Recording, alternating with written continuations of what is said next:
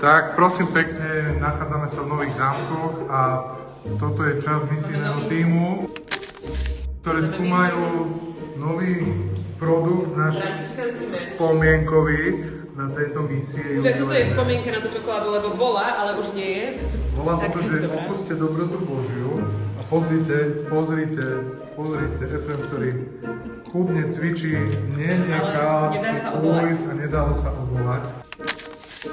Krabička je prázdna, 10 bombónov fantastických. Majú vám pripomenúť nielen to, že treba sa nejako si dopriať, ale majú nám pripomenúť naozaj takú Božiu sladkosť, Božiu dobrotu, akú prežíval kto? Svätý František napríklad v Gréču. Keď vyslovil meno Ježiš, tak pocítil nesmiernu sladkosť a oblízol sa. Takže tak. A toto je Gvardia Novozámocký, ktorý nás tu prijal. Tak vás pozdravujeme a zajtra začínajú misie. Tešíme sa na vás. Aj bomboniky.